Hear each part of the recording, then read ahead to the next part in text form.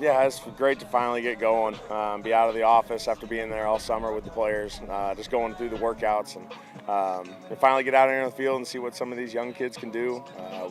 There's been a lot of excitement and anticipation about getting them ever since signing date out here, and now we get to see them come out here and compete with the guys that already have a spot and trying to push them to a different level. So it's been successful. We've been healthy so far, and that's all you can ask for in your first couple days of camp.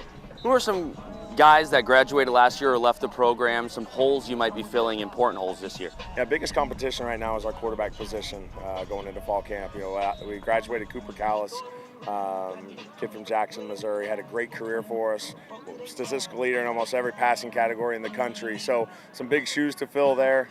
We have Colin Sutton has stepped in, transfer, and done an outstanding job. And we have some returners, Logan Claiborne and Riley Walker, who have done an outstanding job as well. It's been a huge competition. Just really want to see how that's going to shake out, and whoever makes the best decisions is going to be the guy that takes over for us there. Who are maybe some guys, some playmakers, some leaders this year on this year's squad? Yeah, so got some big-time returners for us, especially defensively, that have stepped into some leadership roles. Brendan Smith from Warrenton, Missouri, cornerback, has really stepped forward not just as a leader in everything he does on and off the field, but a vocal leader as well. He's really stepped up this offseason in that regard and really taken a leap forward in the summer workouts.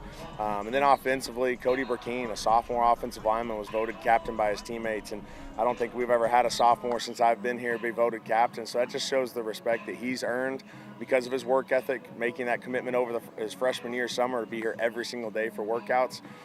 So he's done an outstanding job and earned respect of his teammates just as a young kid.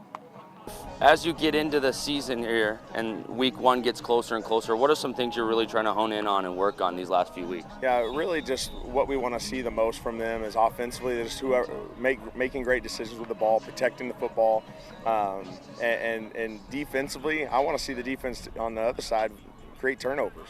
That's something that was one of our goals going into this season, and they've done that the first few days, and it's great because it pressures us as an offense to make great decisions with the ball, but we want to see them make big plays too, so it's tough sometimes to get all excited for them and cheer for them, but we just want to see them continue to grow there. And then fall camp is a big time about really establishing our culture, establishing our standard as a football program, and seeing them, because they don't have anything else. They don't have class for the next week and a half or so, for 2 weeks straight.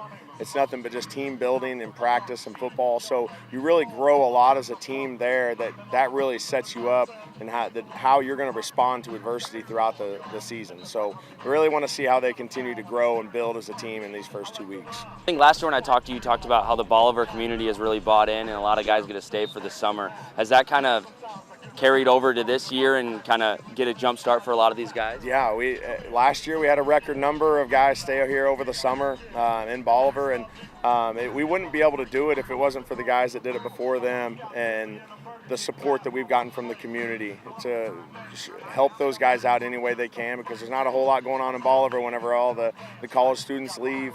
But those football players make the commitment to be here because it's important to them. The community's done an outstanding job to support us.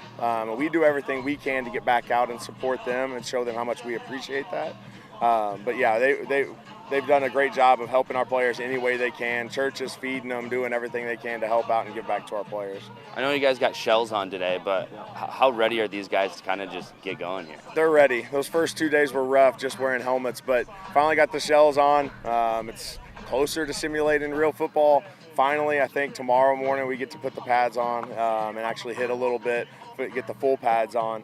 But it's still, we have to be smart with our tempo. We don't want to take guys to the ground even with shells on because there's a risk of injury. So the players do an outstanding job of understanding the tempo of the day, keeping guys up, just making sure that we're keeping guys healthy and getting everybody to that first game.